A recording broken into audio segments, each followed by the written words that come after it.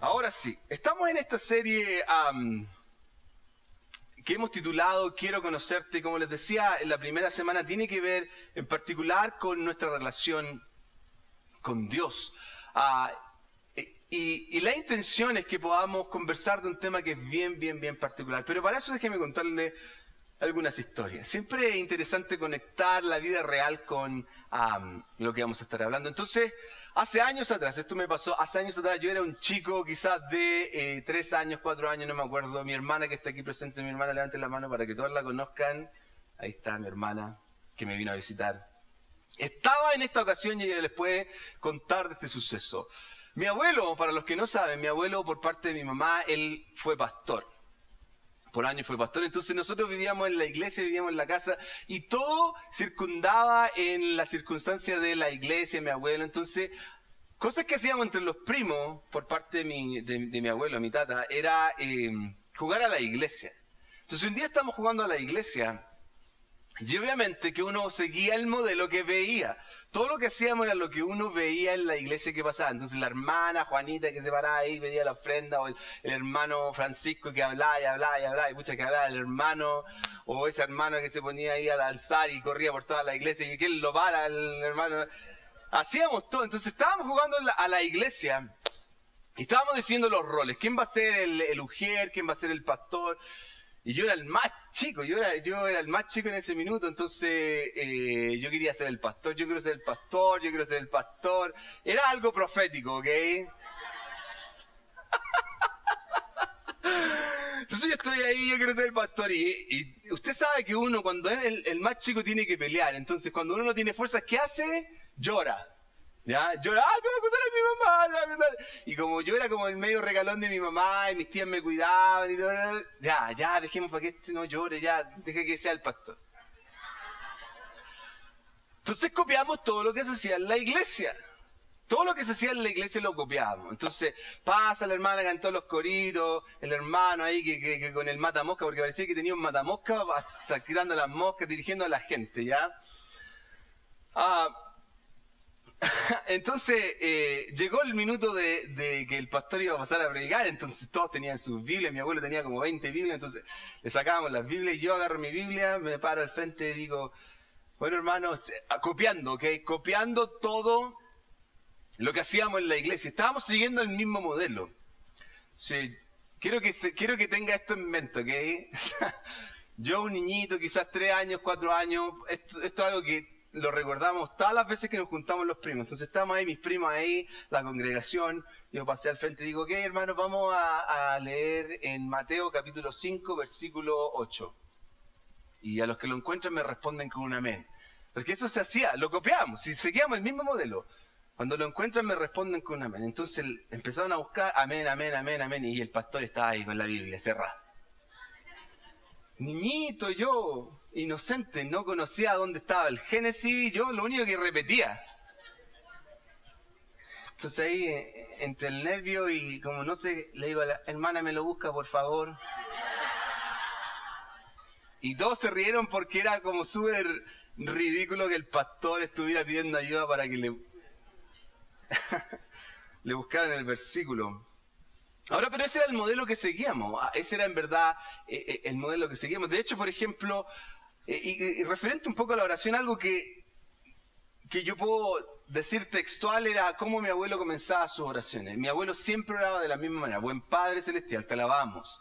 Y está el tiempo, el mismo tiempo que lo hacía, te glorificamos, te damos gracias por tus bondades, por tu misericordia. Y era así lo hacía. Entonces, ¿qué es lo que aprendía uno? Era de algún modo a copiar ese mismo sistema, sobre todo, como les decía, durante las primeras semanas, nadie te enseña a orar. Ahora, en el caso particular de muchos de los que estamos aquí, hay distintos backgrounds. Hay personas que quizás vienen de una situación donde estaban en el catolicismo y se crearon dentro de un contexto católico. Yo no sé si usted ha estado en una iglesia católica, pero es como una dinámica que existe donde la gente repite ciertas cosas, hacen un rezo particular que se repite una oración.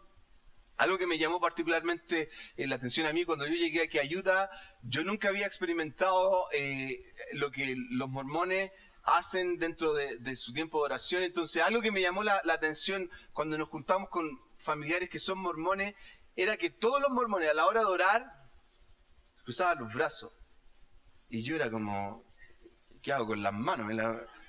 Porque es algo que ellos hacen en general. Y como les digo, cada uno de nosotros, simplemente por lo que ha visto, es lo que hace. Sigo un patrón en base a lo que quizás he aprendido en el tiempo y en los años. Entonces, la idea de esta serie, quiero conocerte, de algún modo puede ser súper provocativa en el sentido y provocativa que uno se va a sentir como ofendido. Puede ser la palabra mejor ofensiva. Con la idea de que vamos a aprender y vamos a estar hablando de este concepto que quiero poner aquí. Tiene que ver con aprender a orar. La intención de esta serie es que podamos hablar de cómo podemos aprender a orar, porque en el fondo quizás no hay una escuela de oración, ninguno de nosotros ha ido a una escuela para orar, o en el caso personal mío nunca nadie me dijo, hey, déjame enseñarte a orar. Y lo que hemos visto a través de las semanas es el hecho de que en el fondo sí es súper importante aprender a orar de la manera correcta, y qué es lo que nos dice en la Escritura con respecto a esto. Pero algo particular, y que lo veíamos la semana pasada, esta idea que les planteé y este concepto que quiero poner aquí, que tiene que ver con que en áreas que no conocemos todos necesitamos ayuda. Y algo que tenemos que entender es que tenemos que ser capaces de ser honestos y decir, sí, en verdad a mí nadie me ha enseñado. Yo he seguido un patrón, he copiado una idea, más allá de decir, entender cómo debería orar de la manera correcta.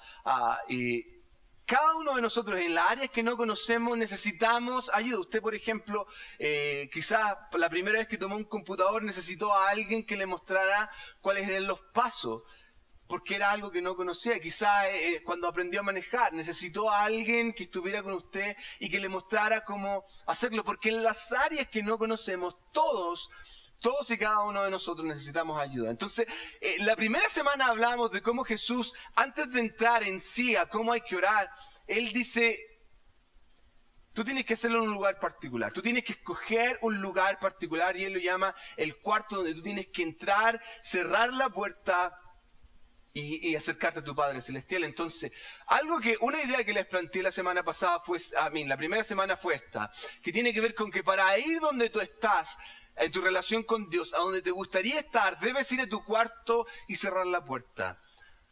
Ahora, ojo, que esto puede ser un cuarto físico, puede ser un lugar de tu hogar, puede ser, qué sé yo, el ropero, cualquiera sea, o puede ser la plaza, un lugar donde tú vas y te encuentras con Dios. La intención de lo que Jesús está diciendo al referirse a esto tiene que ver con el hecho de que Dios busca algo íntimo. Dios quiere que lo hagamos especial, que lo hagamos memorable, que sea memorable para nosotros. Entonces, nuestra relación en verdad depende mucho de esta idea de que yo escoge ese lugar para encontrarme con Dios. Pero Jesús no solamente dice eso, sino que habla un poco de la idea de cómo nosotros muchas veces de algún modo tratamos de llenar palabras como tratando de convencer a Dios. Entonces yo les planteé esta idea que quiero poner aquí. Tenemos la idea que nuestros adornos y la manera en que pongo las palabras pueden mover y conectarme aún más con Dios. Y este concepto es porque es lo que hemos visto. En general nosotros hemos visto que el hermano que usa las palabras más lindas, más grandes, está como más conectado, se ve como más conectado. Y Jesús, cuando hace referencia a esta idea, se refería a los gentiles, en particular a los griegos, porque los griegos trataban de adornar y usar palabras que eran complejas para que la gente tuviera una idea más alta de ello, para tratar de convencer a la gente. Entonces, de algún modo Jesús te está diciendo, tú no tienes que convencerme, o tú no tienes que convencer a Dios de tu situación. Tus palabras, tus adornos no van a convencer a nadie. Mientras más largo lo haga, no va a depender si lo convencen más o no. Pero de algún modo tenemos la tendencia a hacerlo. Ahora, La semana pasada, que fue un tiempo súper especial donde hablábamos del Espíritu Santo y la persona del Espíritu Santo dentro de nuestra relación con Dios, planteamos esta idea que voy a poner aquí. Al invitar al Espíritu Santo a mi cuarto, este lugar que Jesús me dice que quiere encontrarse con nosotros, al invitarlo a mi cuarto, encendemos el interruptor de una de las personas más poderosas que se mueve en nuestro favor, entendiendo el concepto de que la palabra de Dios, la Escritura, y Pablo presenta al Espíritu Santo como aquella persona que intercede por nosotros delante del Padre. Cuando nosotros no sabemos, porque nosotros no sabemos orar, el Espíritu Santo intercede por nosotros para pedir en verdad lo que realmente necesitamos. Entonces, ahora vamos a entrar en sí en uno de los temas que Jesús plantea, que es una de las más conocidas. Esta es una de las oraciones más conocidas en el mundo entero. ¿Ok? Y creo que entienda esto. Esto se da dentro de este contexto que les planteaba la primera semana, donde Jesús está haciendo el sermón del monte, donde está hablando y enseñándole a muchísima gente. Ha hablado del adulterio, ha hablado de las relaciones de los padres, del robar, etcétera, etcétera. Ha planteado distintos temas. Y él en el capítulo 6 comienza hablando de lo que tiene que ver con la oración. Entonces ya vimos la primera semana cómo él plantea, anda a un cuarto. Lo primero, tienes que escoger un lugar y trata de no seguir el ejemplo de los hipócritas, refiriéndose a los maestros de la ley que quería que la gente los viera. Y no uses tanta palabrería, anda a lo específico. En términos generales eso es lo que dice. Ahora, pero antes de plantearles esta oración que voy a poner aquí, antes de plantear la oración que vamos a hablar, quiero aclarar algo que para mí es súper importante, porque quizás hay gente que tiene una confusión con lo que vamos a hablar. Entonces, para eso voy a ponerlo aquí. Esta es la idea, mire. No se trata de un rezo. Lo que vamos a hablar no se trata de un rezo de que usted lo va a repetir una y otra vez constantemente. ¿Ok? Y lo vamos a ver un poco más adelante. No se trata de un rezo que se repite, es un modelo a seguir. ¿Ok? Esto que vamos a ver no se trata de un rezo, es un modelo que vamos a seguir. ¿Ok? ¿Está conmigo? Entonces vayamos a Mateo capítulo 6, versículo 9 en adelante. Dice, ustedes deben orar así: Padre nuestro que estás en el cielo, santificado.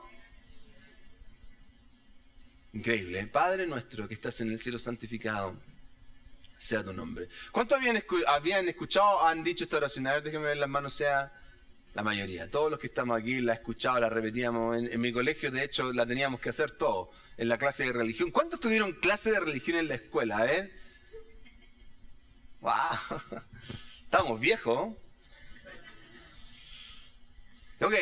Entonces, quiero que entienda algo que está haciendo Jesucristo en esto, porque este es el modelo que está presentando. Jesús está diciendo que ustedes de verdad quieren aprender a orar, quieren que les muestre cuáles son los pasos. Entonces Jesús comienza refiriéndose a Dios como el Padre nuestro que está en el cielo y santifica su nombre. Y esto tiene un concepto y una idea súper interesante, porque las primeras palabras que Jesús hace dentro de este modelo que él presenta, perdón, es de algún modo reconocer a Dios o declarar, la grandeza de Dios. Lo primero que está haciendo aquí Jesús al decir Padre es que está declarando la grandeza de Dios. Y lo hace de dos maneras, como Padre y como un Dios santo. Piensa en esto, la primera, este Padre tiene una imagen de autoridad. Automáticamente, al posicionar a Dios como Padre, lo pone en un lugar de autoridad. Yo no sé cuál es, usted puede que sea un padre o no, yo no sé cómo es su situación con sus hijos, si los respetan o no, pero la idea y la imagen que Jesús plantea al decir Padre nuestro, se está refiriendo a este Padre de autoridad, pero también la idea de Padre tiene que ver con esta cercanía. Creo que entienda, está la autoridad, pero también está la cercanía, la relación, la intimidad que este Padre presenta. Entonces, a la hora de declarar la grandeza de Dios, Jesucristo está diciendo, Él es nuestro Padre. Él es nuestro Padre, pero también está diciendo que Él es santo. Este es nuestro Padre que está entronado en el cielo y Él es santo. Por eso Él santifica el nombre de Dios. Santificado sea tu nombre, tiene que ver con este concepto, con esta idea de que Dios no es igual a nosotros. En Él no hay pecado. Él está separado de nuestra propia condición. Él es completamente único. Santificado tiene que ver con incluso esta imagen de algo perfecto, sin ninguna mancha, sin nada que sea incorrecto. Y declaramos la grandeza de Dios. Entonces Jesús está diciendo, quiero que vayas al cuarto, quiero que comiencen no pidiendo que no entres con la lista de las cosas que tú quieres o que tú necesitas, y puede que sean súper urgentes, pero quiero que entiendas esto, que lo primero que tienes que hacer a la hora de estar en un tiempo de intimidad con Dios es declarar su grandeza. Ahora, esto lo confundimos con dar gracias, ¿ok? A mi esposa, yo le doy gracias por la comida que me hizo, yo le doy gracias por el regalo que me dio, yo le doy gracias, pero a ella le fascina cuando yo declaro su hermosura, cuando le digo, ¿quién fuera lápiz labial para estar en tus labios todo el día? ¡Ah! Declaro su hermosura. Le fascina, le hace sentir increíble. Entonces quiero que entiendas esto, no es dar gracias, porque en general gracias Señor, gracias porque tú eres bueno, gracias Señor porque me has traído con bien, gracias Señor, bueno, ahora van las peticiones. No se trata de eso. Se trata de declarar la grandeza de Dios. Lo cantamos delante en esta última canción, donde decimos que las tinieblas, Satanás tiembla, huye delante de él. Señor, ¿por qué? Esa canción es una canción de adoración increíble porque declara la grandeza de Dios. Y tenemos que aprender a hacerlo, tenemos que aprender a trabajarlo. Ahora, creo que piense en esto porque Jesús nos está diciendo, el primer tiempo que quiero que pases es declarando mi grandeza, declarando mi poder, declarando quién soy yo. Entonces, aquí hay una idea que quiero planteársela y que dice así, mira, mientras más tiempo pasas reconociendo quién es Dios, menos preocupación tienes de los problemas que quieres traer.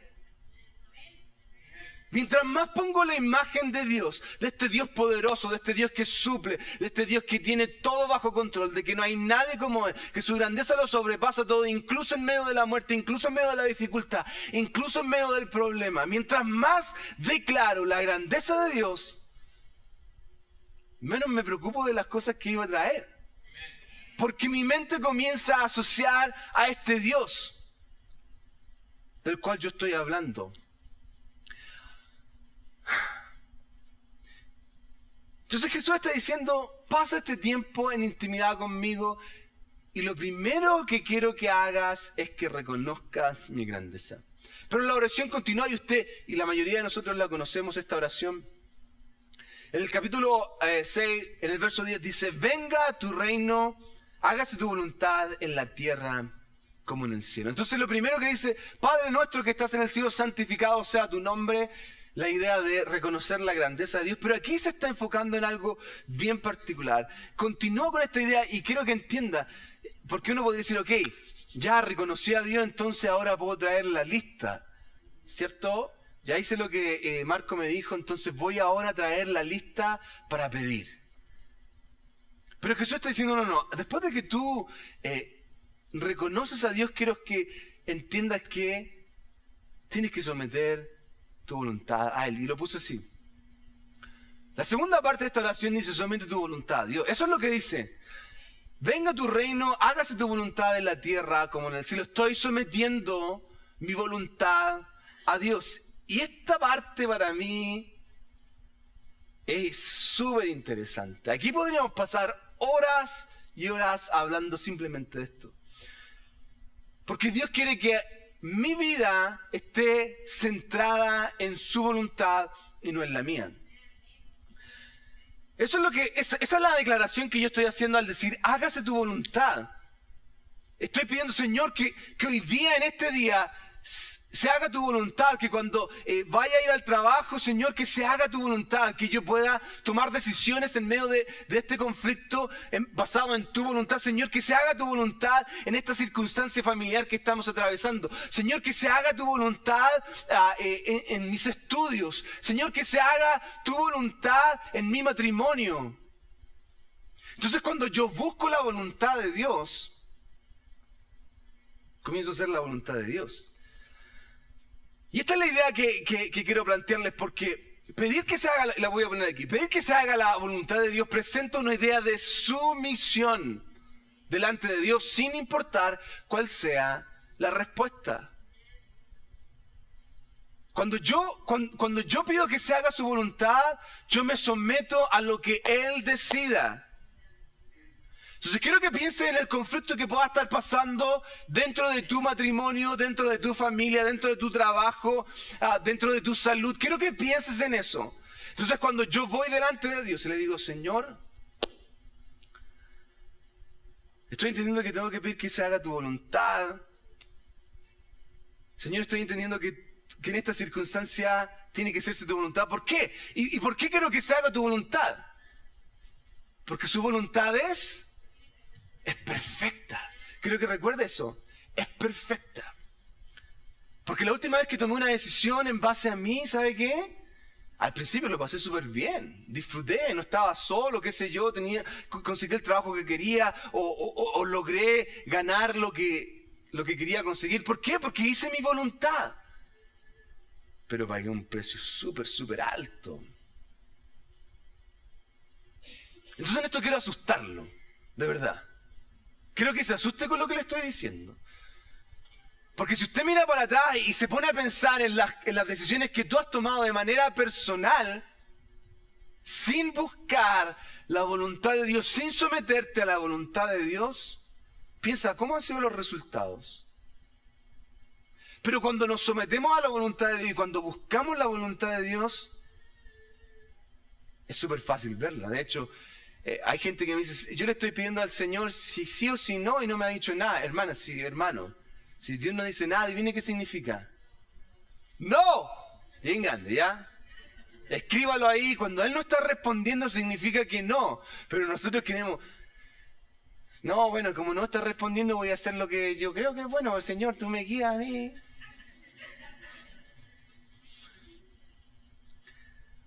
Algo interesante es ver la comparación, buscándola en esta idea de buscar la voluntad de Dios. Piensen en esto, mire, por ejemplo, cuando Jesús va a resucitar a Lázaro, es súper interesante porque si a mí me dicen, anda a orar por un enfermo, anda a orar para que alguien resucite, yo en primer lugar voy a estar llorando como desde el minuto en que me dicen. Y cuando llegue ahí voy a orar, y voy a tratar de poner todas las palabras bonitas, voy a acordarme de todos los versículos bíblicos que me aprendí desde cuando era chiquitito, Señor. Pero Jesús cuando va a resucitar a Lázaro, esto es súper interesante. Él va, llega tarde y todos conocen la historia, a ver, ábrame la puerta. Señor, gracias por este minuto, porque a través de este acontecimiento va a glorificar a tu Hijo. Lázaro, sal fuera. Y salió fuera. Ahora, pero buscando la voluntad de Dios, cuando Jesús está buscando la voluntad de Dios, es distinta.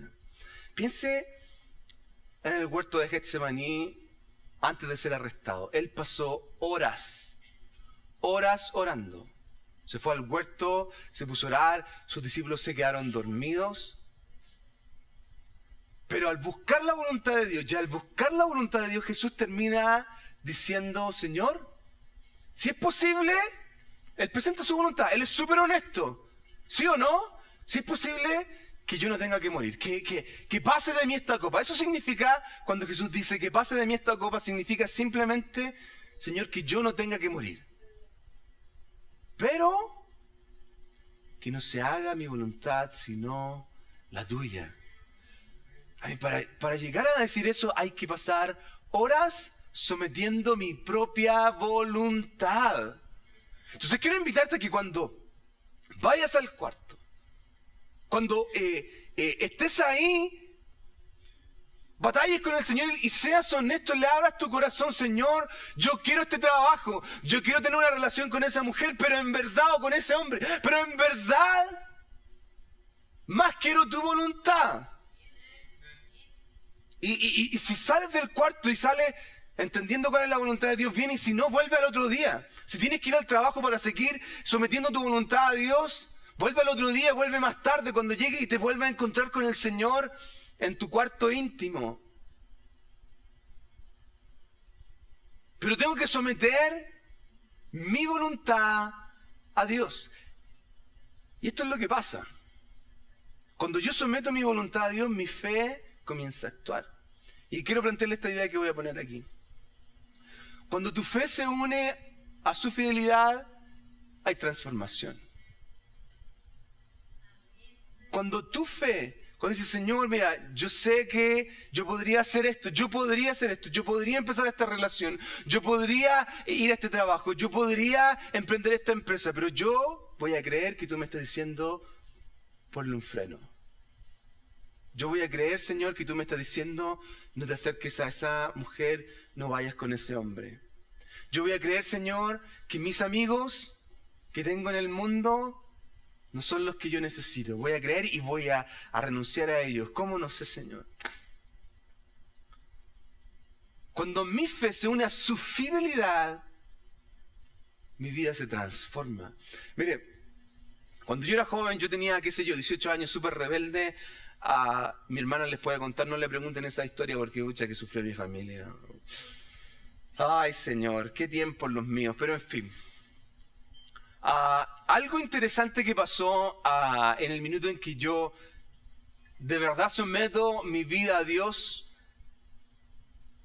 fue el hecho de que tuve que creerle al Señor que yo tenía que dejar a todos mis amigos. Yo tenía amigos con los cuales yo consumía drogas, con los cuales yo tomaba alcohol. Era mi otro mundo, mi lado oscuro, que nadie conocía.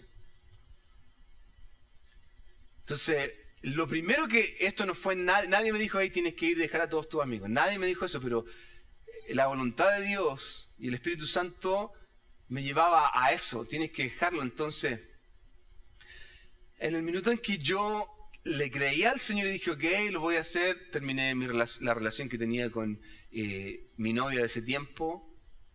Me alejé de todos mis amigos, de todos los amigos que yo tenía en el mundo, me alejé completamente de ellos. Mi vida se transformó, literalmente mi vida se transformó. Le creí al Señor y Dios me transformó, al punto en que hoy día, piensen esto, por causa de que yo le creía al Señor, Dios me movió hasta donde quizás estoy aquí compartiendo con ustedes este mismo testimonio.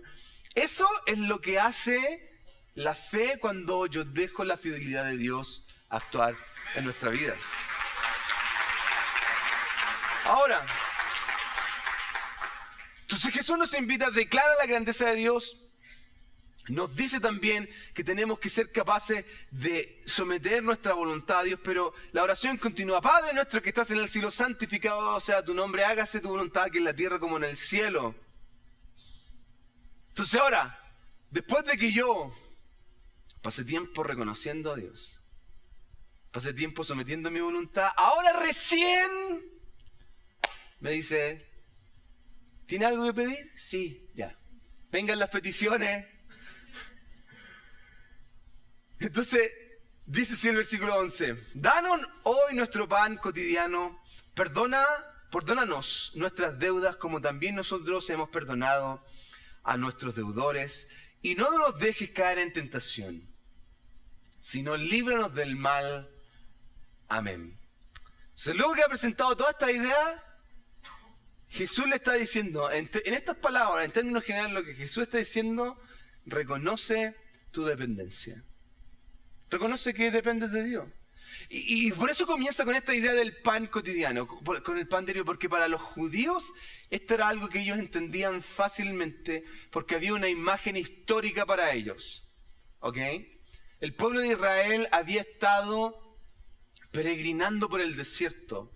Y una de las cosas que ellos experimentaron durante 40 años, estos fueron 2000 años antes de que Jesús dijo estas palabras, donde la gente todos los años recordaba estas historias, fue que Dios suplía al pueblo de Israel todos los días con el maná, que era el pan diario.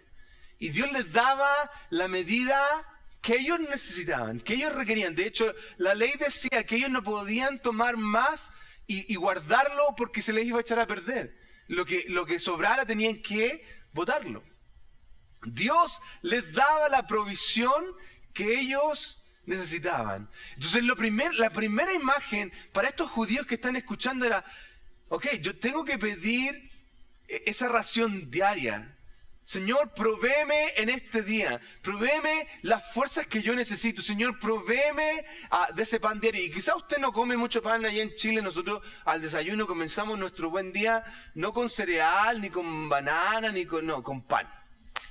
Pan con té y mantequilla, ¿ya? Entonces, para nosotros los chilenos también es entendible, pero quizás para el resto, esta idea de pan diario no se hace real. Pero usted tiene que pedir esa provisión diaria.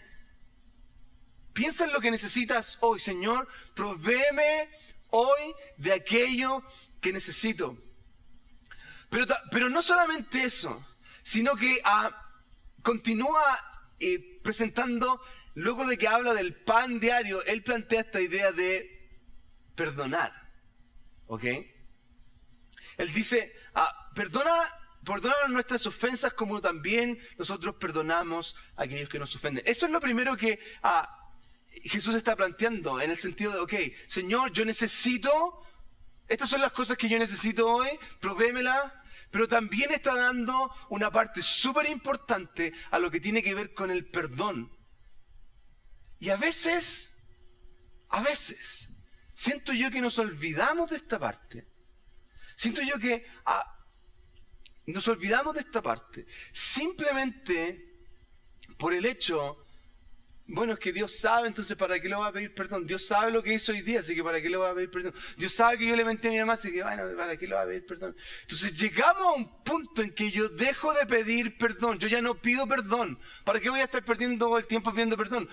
Llego y lo único que hago, Señor, ayúdame a encontrar la llave, por favor, Señor. Eso es lo único que hago. Señor, necesito que me dé un trabajo, por favor. Eso es lo único que hago. Me olvido de pedir perdón. Lo único que hago es pedir las peticiones del día, pero no pido perdón. No dependo de este Dios perdonador. Y quiero que entienda que el máximo sacrificio que Jesús hizo en la cruz fue para perdonar nuestros pecados. Pero nosotros ignoramos que Dios nos perdona y que tenemos que buscar ese perdón, que tenemos que mantenernos al día con Dios en esas cosas. Tenemos que ser capaces de confesarle a Dios nuestros pecados. Usted va a leer salmos interesantísimos donde Dios, de algún modo, a través del salmista nos plantea esta idea de la necesidad que hay. David dice, Señor, mientras te escondí el pecado, mientras escondí, me estaba pudriendo por dentro. Eso es lo que pasa cuando dejamos que el pecado crezca en nuestro interior, cuando lo guardamos, cuando no somos capaces de confesarlo.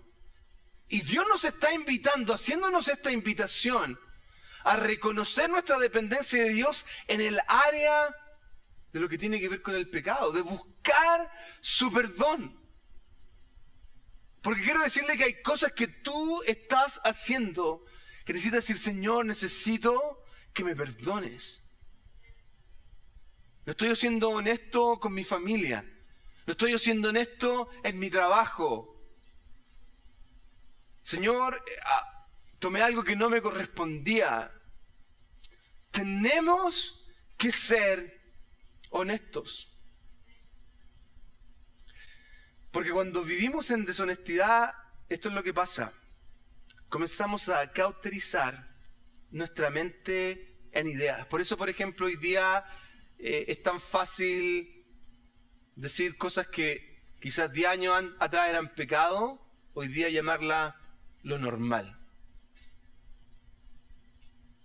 Hoy día tiene que ser aceptado por todos. Y hay cosas que no, tienen un nombre y es pecado. La infidelidad es pecado. El tener sexo antes del matrimonio es pecado. El tener una relación fuera de tu matrimonio se llama adulterio. Y si tú estás casado, si tú estás casada y estás teniendo una relación fuera del matrimonio, adivine qué, estás pecando. Y no importa lo que diga el mundo, no importa lo que diga la serie de televisión que tanto te gusta o la teleserie, se llama pecado. ¿Ok? Estás respetando a tu esposo, estás respetando a tu esposa, estás honrando a tus hijos. Porque si no estamos pecando, hijos, estoy respetando a mis padres, estoy siendo respetuoso con ellos. O simplemente están ahí para que me den dinero, para que me ayuden, para que me paguen el smartphone. Y papá, apáguele el smartphone. Apágueselo, quíteselo. Si usted es el que tiene la autoridad, ese fue el Espíritu Santo que me dio una iluminación. Quítele el celular, va a ver cómo cambia, va a dejar todo, va a dejar hasta los amigos por el celular. No, es que necesito comunicarme con él. Ay, señora. Ahora, aquí hay una idea que quiero presentarle. ¿Está listo? Algo que ojalá que pueda ver esto, porque cuando sometemos nuestra voluntad a Dios, cuando de algún modo estoy dispuesto, Señor, ayúdame a perdonar, perdóname, así como yo tengo que perdonar a aquellos que me ofenden, cosas van a empezar a pasar, ¿ok? Situaciones van a empezar a ponerse a tu alrededor. Entonces, esta es la idea que quiero poner, que no reconoce tu dependencia de Dios. Pero mira, no esa, sino la siguiente. Esta es la idea que quiero plantear. Dios me va a mostrar cuando yo le pida que me libre de pecar, pero no me va a controlar para que yo no peque.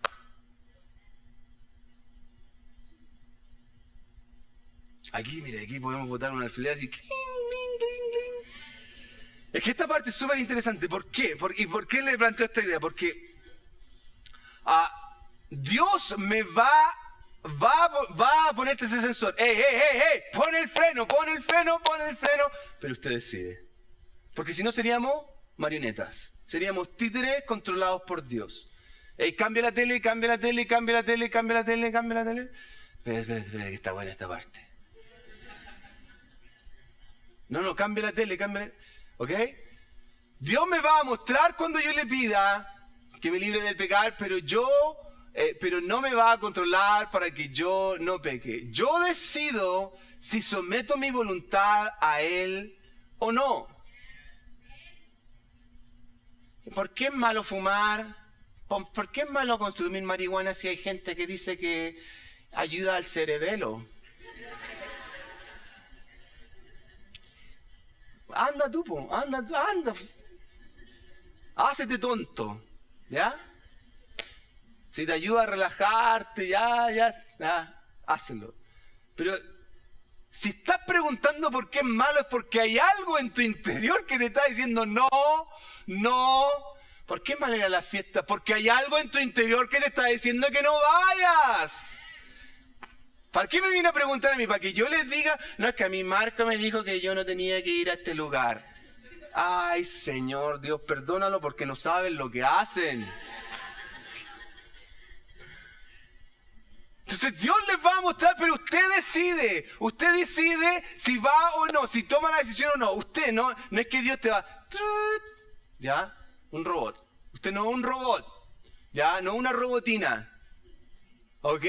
No. Usted tiene libre decisión para tomar cualquiera sea.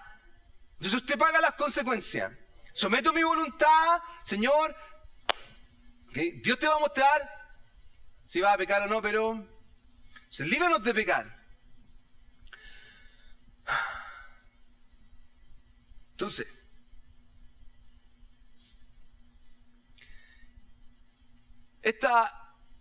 este concepto de pedir perdón y que nos libre del pecado, que nos libre del mal, que nos libre del maligno, porque además también quiero decirle que Pedro describe gráficamente quién es Satanás. Satanás es esa persona que anda buscando a quien devorar.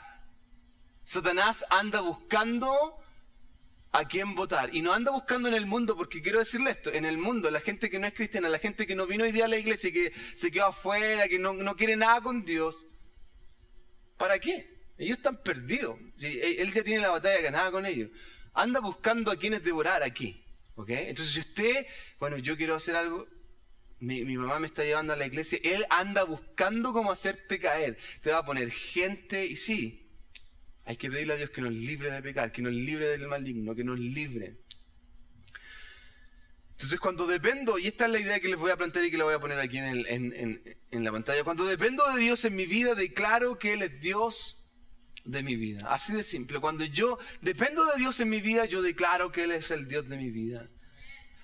Y en esto, quizás muchos de nosotros hemos escuchado esta oración. Padre nuestro que estás en el cielo, santificado sea tu nombre. Hágase tu voluntad, así en la tierra como así en el cielo como en la tierra. Ven, danos el pan de cada día. Venga a nosotros. Me perdí, ¿eh? Padre nuestro que estás en el cielo, santificado sea tu nombre. Hágase tu voluntad en el cielo. Venga tu voluntad. Hágase tu voluntad. Ya, Mauricio me perdió, es culpa de Mauricio. A mí todos la conocen, ¿ya? Todos conocen esta oración. Pero en el fondo quizás no nos habíamos puesto a pensar en todo esto. Entonces quiero que se imagine esto. La gente está ahí mirando, ok, Padre nuestro. Habían unos que estaban tomando nota ahí en el Sermón del Monte. Padre nuestro. ¿Esas con B larga, con B cortada, Jesús? Sí. Danos el pan de cada día. Perdona nuestras ofensas. Sí, eso incluye, yo tengo un primo que hace años me robó, me estafó, no tengo que perdonarte. Sí, ya, ok. Pero esto es muy corto, po. Es el chileno que tengo, me sale. Entonces está ahí el hermano Serafín, mira. Esto es muy corto, yo veo al hermano en la iglesia, ora como 30 minutos. Lo repetiré unas 50 veces.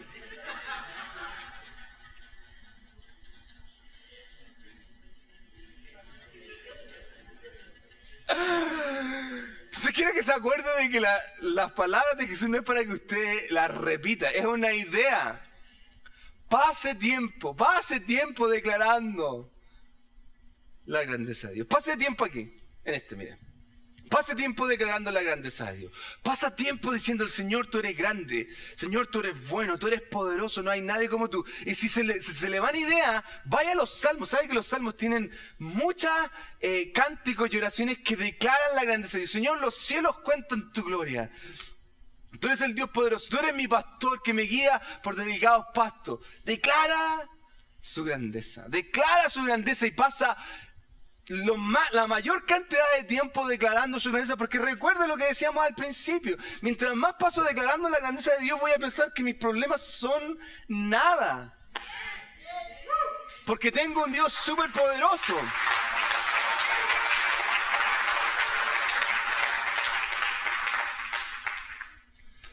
Entonces cuando haga eso, vaya, declare y declaren la grandeza de Dios. Entonces después de eso, cuando ya has pasado bastante tiempo, viene la siguiente: somete tu voluntad a Dios. Somete tu voluntad a Dios, Señor, que se haga tu voluntad. Que se haga tu voluntad en este trabajo que quiero conseguir. Que se haga tu voluntad, Señor, en mi familia, Señor. Yo no puedo controlar a mis hijos. Haz tu voluntad en ellos. Señor, mi matrimonio se está desmoronando. Que se haga tu voluntad. Yo voy a confiar en ti, voy a mantener. Tú me dices que me mantenga fiel a mi esposa, que me mantenga fiel a mi esposa, a pesar de que está esta circunstancia. Ok, me voy a someter a tu voluntad. Si usted se comienza a someter a su voluntad y pase tiempo sometiendo a su voluntad, a veces usted va a querer, sea honesto. Señor, no quiero quedarme en este trabajo porque me siento súper mal, no me gusta. Señor, no quiero que mi hija se vaya o que mi hijo se vaya, o no quiero perder a mi papá que se está muriendo. Señor, yo no quiero que esta circunstancia suceda. Pelee con Dios, háblale su corazón, sea honesto. David declara, oraciones increíbles en los salmos, diciendo, Señor, ¿por qué me has desamparado? ¿Por qué me has abandonado? Mis enemigos se burlan de mí diciendo, ¿dónde está tu Dios? Así de honesto era. Entonces, cuando usted somete su voluntad a Dios, tiene que entender esto. Cuando está en esa batalla, le está diciendo, Señor, pero a pesar de todo esto, yo quiero que se haga tu voluntad, porque entiendo que tu voluntad es lo mejor. Quiero que se recuerde esto.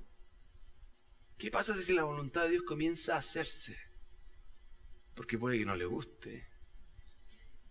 Pero al final es muchísimo mejor.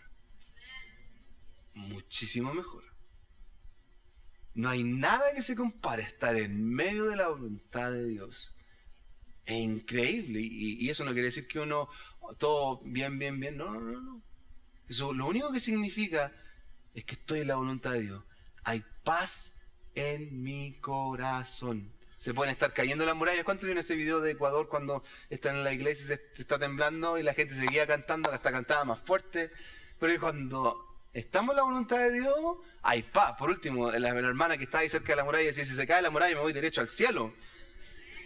Porque estoy en la voluntad de Dios y Dios quiere que esté aquí. Dios quiere que usted venga el día domingo. Dios quiere que llegue temprano también.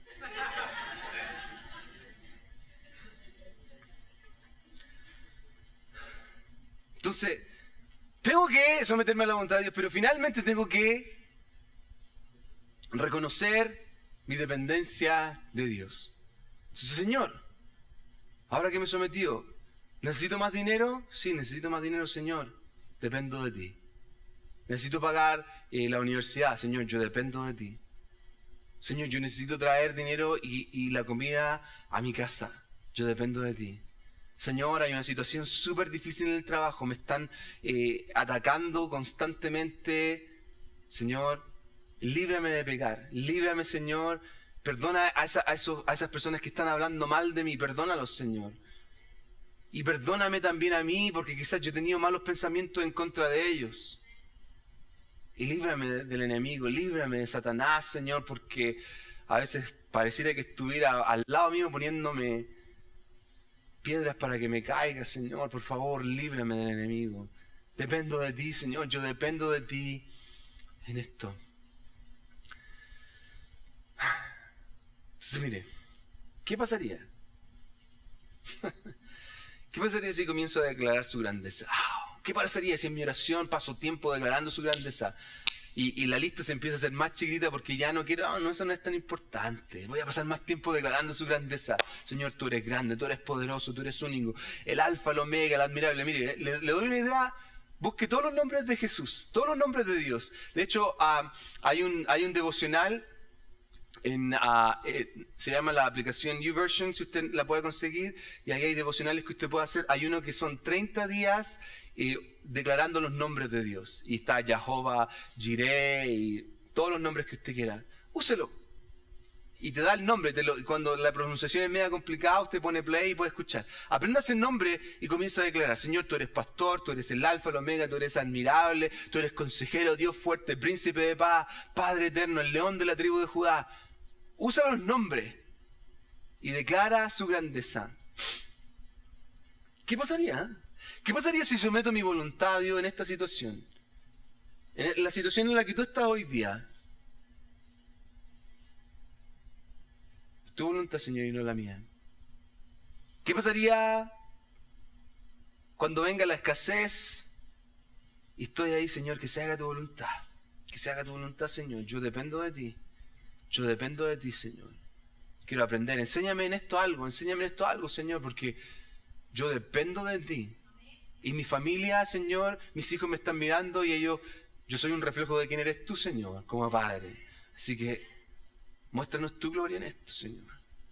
Hay un bill médico que no lo estábamos esperando, Señor. Muéstrame tu gloria. Yo dependo de ti, Señor. ¿Qué pasaría? Quizás las ventanas de los cielos se abrirían. ¡Ush! Familias transformadas. ¿Qué pasaría cuando llegara incluso la muerte? O cualquier otro tipo de problema. Yo dijera: Señor, yo dependo de ti. porque tú eres más grande que la muerte. Tú eres más grande que el problema. Cierra sus ojos. Señor Jesús, en esta hora venimos delante de ti, mirando al Dios Todopoderoso, el Altísimo, al que está sentado ahí en el trono lleno de gloria. No hay nadie como tú, Jesús. No hay nadie como tú. Y de verdad queremos hacer tu voluntad, Señor, y que nuestra voluntad comience a hacerse a un lado, y que tu voluntad, Señor, se haga real. Hay gente en este lugar, Señor, que ha tenido circunstancias complejas y difíciles por causa de buscar su propia voluntad. Oh Jesús, ayúdanos a renunciar a nuestros propios deseos y buscar tu justicia. Ayúdanos, Señor, a depender de ti, porque tú eres quien alimenta las aves de los cielos, Señor. Tú eres quien viste a los lirios del campo. ¿Cuánto más nosotros, tu creación más preciada? Líbranos, Señor. Líbranos del mal. Quizás tú estás aquí y estás preguntándote sobre este Jesús que yo estoy hablando. No estoy hablando de una religión, no te estoy presentando, ven, y a este cristiano, a este evangélico. No, quiero presentarte a un Salvador, a un Dios todopoderoso, a uno que murió en la cruz y resucitó, al mismo que transformó mi vida cuando yo estaba completamente perdido. Hay gente que nos está viendo en este minuto y que se está diciendo, yo quiero de ese Dios en mi vida. ¿Qué puedo hacer para conseguir? Lo único que tienes que hacer es someter tu voluntad y decir, Señor, quiero recibirte en mi corazón. Hacer una invitación y decirle, Señor, ven a vivir en mi vida. Entonces, si hay alguien aquí que hoy día quiere decir, a mí me gustaría empezar de cero, yo quiero empezar nuevamente mi vida, yo quiero empezar una relación personal con Jesús, mi invitación es que sometas tu vida a Él. Si hay alguien aquí en esta hora, si hay alguien que nos está viendo, levanta tu mano ahora ya. ¿Hay alguien aquí? Veo tu mano, gloria a Dios, veo tu mano, veo tu mano. Gloria a Dios, veo sus manos. ¿Hay alguien más? Entonces ahí donde estás, dile, de una manera bien simple, dile, Señor Jesús, perdóname, reconozco, Señor, que te necesito, reconozco que tu voluntad es muchísimo mejor que la mía. En esta hora, Señor, quiero someter mi vida completamente a ti. Reconozco que tú moriste en la cruz y que resucitaste al tercer día y que hoy día, Señor, como dice tu palabra, estás vivo y reinas. Estás en el cielo lleno de gloria, Señor. Ayúdame, Señor, en este proceso y en este camino. Someto mi vida completamente a ti. En el nombre precioso de Jesús. Amén y amén. Demos un aplauso a aquellos que han dado el paso hoy día.